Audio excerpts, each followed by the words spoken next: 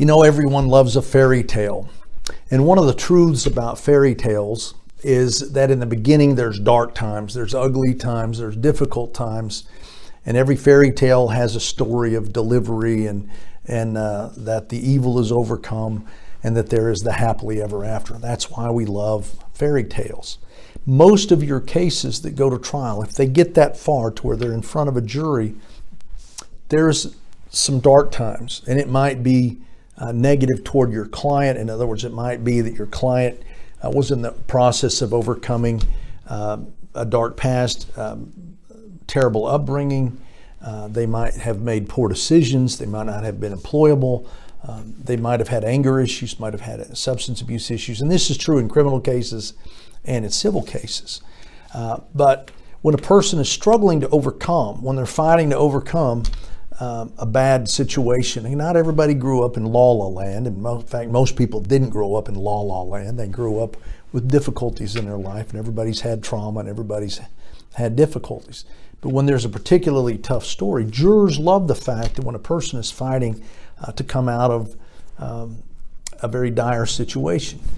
My second civil jury trial ever, my client was severely overweight. She was would be classified as probably morbidly obese, and she was involved in a car accident where a semi-truck launched off the back of her car, and it broke her back. It compressed fractured the front of her spine, not the back part, which is the more dangerous part, but it just bent her over and crushed the front of her spine, and she had to have surgery.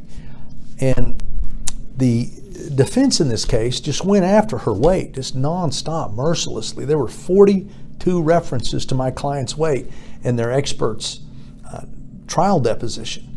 And I pointed that out. My friend, co-counsel in Tulsa, pointed that out to me, and he labeled every one of them, all 42 references. And I read those to the jury in my final close.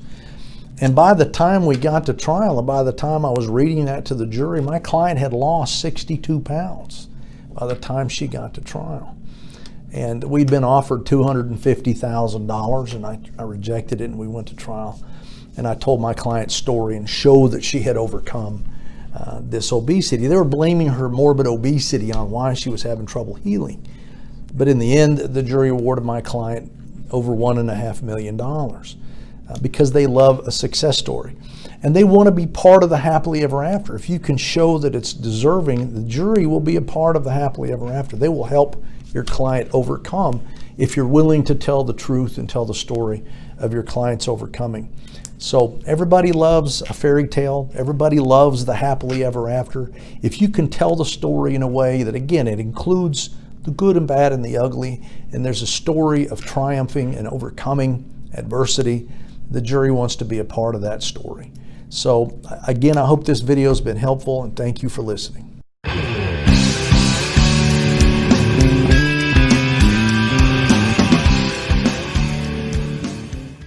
The only way to really learn how to put on a jury trial is to simply try a jury trial.